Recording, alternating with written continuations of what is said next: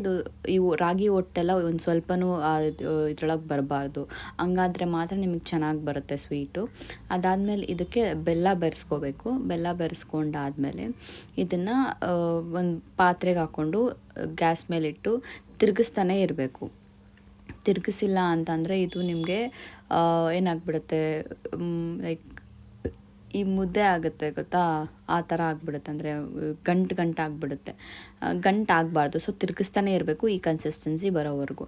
ಇದಾದಮೇಲೆ ನೀವು ತುಪ್ಪ ಸವರಿರುವಂಥ ಪ್ಲೇಟ್ಗೆ ಇದನ್ನು ಕ್ಲೀನಾಗಿ ಸ್ಪ್ರೆಡ್ ಮಾಡ್ಕೋಬೇಕು. ಸ್ಪ್ರೆಡ್ ಮಾಡಿಕೊಂಡು ಒಂದಷ್ಟು ಹೊತ್ತು ಬಿಟ್ಬಿಡಬೇಕು ಆರೋದಕ್ಕೆ. 1-2 ಅವರ್ಸ್ ಮಿನಿಮಮ್. 2 ಅವರ್ಸ್ ಬಿಟ್ಬಿಟ್ಟು ಇನ್ನೊಂದು ತುಪ್ಪ ಸವರ್ಕೊಂಡಿರೋ ಅಂಥ ಪ್ಲೇಟ್ಗೆ ಇದನ್ನು ಉಲ್ಟಾ ಮಾಡಿ ಅದನ್ನು ತೆಗೆದ್ಬಿಟ್ರೆ ತುಂಬ ಚೆನ್ನಾಗಿರೋ ಅಂಥ ಜಲ್ಲಿ ರೆಡಿಯಾಗಿರುತ್ತೆ. ಇಟ್ಸ್ ಲೈಕ್ ಎಷ್ಟು ಚೆನ್ನಾಗಿರುತ್ತೆ ಅಂದರೆ, ಕನ್ಸಿಸ್ಟೆನ್ಸಿ ಹೆಂಗಿರುತ್ತೆ ಅಂದರೆ